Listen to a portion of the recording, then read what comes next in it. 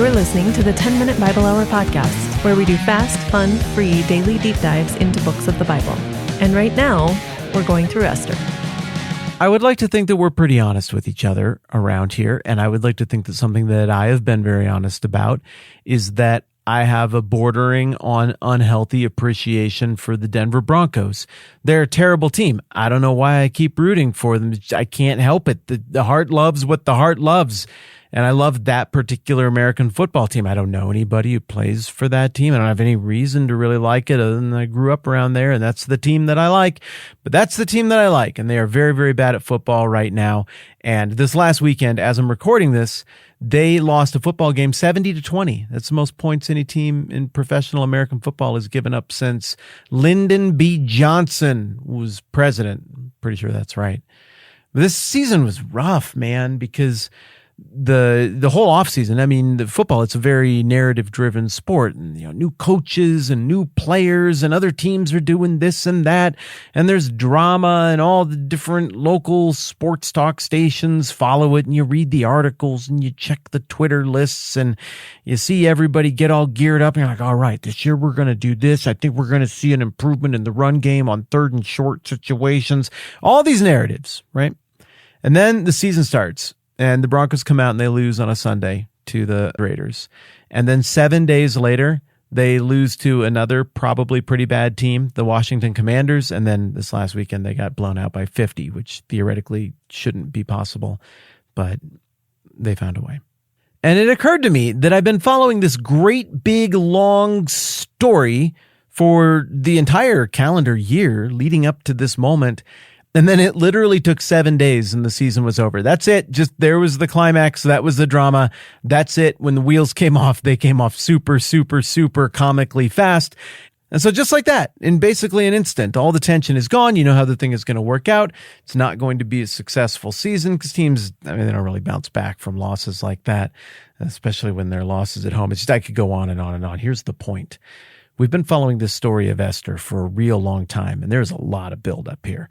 There's a lot of history. I mean, we're going all the way back to the Assyrians and how the Babylonians defeated the Assyrians and how Cyrus defeated Astyages the Mede, and then how Cyrus defeated the Babylonians and how Cyrus let everybody go back and rebuild under the leadership of Persia. You can go back and make the temple again, but then some people didn't want to make the temple, and so then they had to write back and be like, they made us stop building the temple, but now there's a new king who became king in really weird, clever, dramatic ways, and he's like, I'm not aware of this deal at all. And then he goes and he looks through the royal archives, and he's like, wait a dang minute, there was a decree, and he doubles down on it. It's like, you can keep building the temple, and also here's some money to do it, and somewhere in there the temple gets built and dedicated, and then that king who said that they could do it, he died, and then his son took over, and then he invaded Greece and he lost, and then he got in a fight with some lady and some guy, and real weird things happened. He broke up with his wife, and then he had a big super sexy contest, and Esther won the contest, and then he was going to get assassinated, and then Mordecai saved him from getting assassinated, and then before Mordecai could get any credit, some jerk Haman comes along and he gets the credit, and Haman becomes the right-hand man of the king, and Haman wants to kill all the Jews, and Mordecai and Esther are Jews, and it's a great big huge problem. What's going to happen? And then Esther's like, I got to go talk to him, but you get killed if you're not supposed to go talk to him. And then she goes and talks to him, and he's nice to her, and then she has a party, and she invites the king, and she invites Haman to it, and Haman feels real good about it. His friends are like, also, you should totally hang Mordecai. And the next morning, Haman goes to hang Mordecai, but the king had trouble sleeping, and he read through the Chronicles, and he remembered he needed to reward Mordecai, and so instead he had Haman give Mordecai a big parade all around the city, and then it's time for the second banquet. And the second banquet is just like the Broncos season. You get all that build up, all that ramp up, all that crescendo, and then in chapter 7, it's just over. The wheels come off so fast for Haman. The tension is resolved, and that's that. Here's how it goes. So the king and Haman went to dine with Queen Esther, and as they were drinking wine on that second day, the king asked again, Queen Esther, what's your petition? It'll be given to you. What's your request? Even up to half the kingdom, it'll be granted. Then Queen Esther answered, if I found favor with you, O king, and if it pleases your majesty, grant me my life. This is my petition, and spare my people, for this is my request. I don't think the king probably saw that one coming because he didn't know that his wife, Esther, was a Jew. For I and my people have been sold for destruction and slaughter and annihilation. If we'd merely been sold as male and female slaves, I would have kept quiet because no such distress would justify disturbing the king. Well, King Xerxes asked Queen Esther, who is he? Where's the man who's dared to do such a thing? And without any hesitation and really not much drama or build-up at all, Esther said, the adversary and enemy is this vile Haman. Well, here's what happens next. Then Haman was terrified before the king and queen. The king got up in a rage, left his wine, and went out into the palace garden. But Haman, realizing that the king had already decided his fate, stayed behind to beg Queen Esther for his life. Why is Xerxes walking out the door? And he says he was in a rage. Maybe he's mad. He's one of those people who punches through drywall or goes and stomps around so people know that he's mad. Some people really need you to know that they're mad. Maybe he knows he has a temper and he knows that he's made intemperate decisions in the past and he just needs to go out there and think for just a minute. Maybe he has somebody else that he needs to go out there and talk to. Maybe some of the eunuch advisors are out there. They're going to come into play here in the story in just a little bit. Either way, whatever he's doing out there, what's going on inside is that Haman is an absolute wreck. This guy is in a terrible mental state.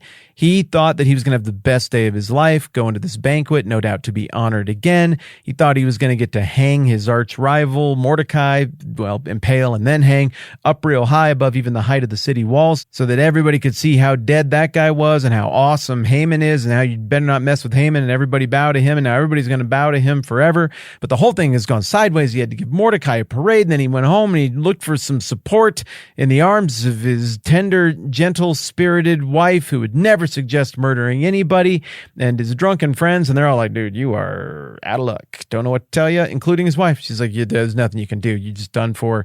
I'm so sorry. I guess probably after that, they're never going to see each other again. That's probably the last thing that he ever heard from his wife. And then at that moment, the knock is at the door, and Haman gets hustled off to this thing. Who knows if he had time to get cleaned up? I mean, the guy is just an absolute mess mentally.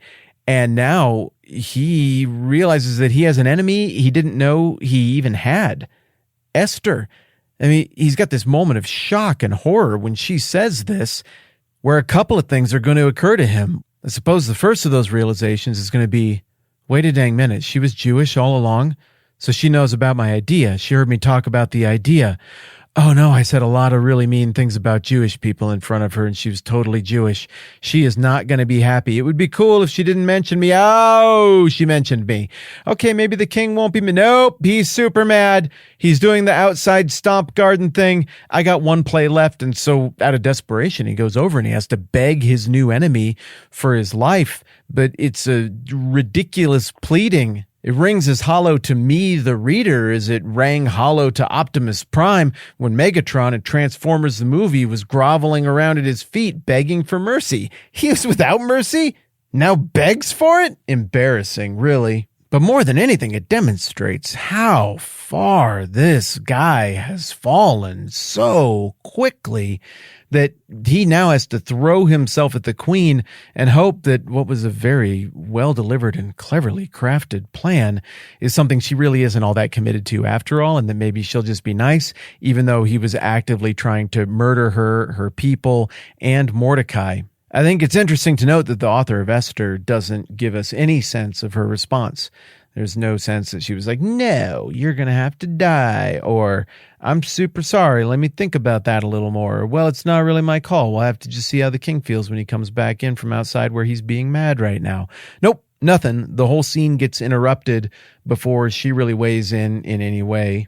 But for Haman, surely his wife and his friends' words are still ringing in his ears. Those being the words when they said, since Mordecai, before whom your downfall has started, is of Jewish origin, you cannot stand against him. You will surely come to ruin. The soothsayers have soothsaid. Fate has spoken. Haman is a guy who believes in fate. And so for him to go and beg Esther for a different outcome is really for him to abandon his belief system, his faith as well. Someone deeply committed to a pagan notion of fate suddenly is trying to thwart what quote-unquote fate has obviously determined the outcome of the situation is going to be. All year long since the last season ended, I have sunk my teeth into the narrative about how the Denver Broncos season is going to be. New players, new coach, so much excitement, so much tension. But when it finally got to the moment of action, I was stunned at how quickly it was all over. And I feel the same way here as I look at how quickly things unravel for Haman and how quickly this scene unfolds. There's a little bit more drama to go here in this scene, and we will look at that next time around. It seems like, because of the intonation of my voice that I was about to say the thing about how now we're done, but not quite yet. Because as I am recording this, the last couple of days, I hung out with a bunch of you. A whole bunch of people came out for the big, ridiculous, silly 1,000-episode party that we did on Monday night at a park here in town. It was awesome. There were no turds. Everybody I met was super, super cool. If you came to that, thank you. I think I told all of you thank you personally before you got away, but if I didn't, I'm telling you now, or maybe I'm telling you now again, you are awesome. That was a blast. That should not have worked socially, but it totally did. And that is a testament to you all being really, really cool. Surely we can do something like that again someday, and hopefully I'll have the opportunity to meet a whole bunch of new people and also see a bunch of you who were able to come. Again, we did a little pastors conference. There were 20-some of us in a room, and we talked about the state of the world and what things used to be like doing church and trying to do kingdom stuff in the world. And we talked about how that's changed, and we talked about ideas for where we are now and what it looks like moving forward. And I thought it was such an encouraging conversation. I'm so grateful to everybody who was able to be there for that as well. It was just a really awesome couple of days. Thank you so much for that. Now it's going to be the end of the thing. I'm Matt. This is the 10-Minute Bible Hour Podcast. Let's do this again, sir.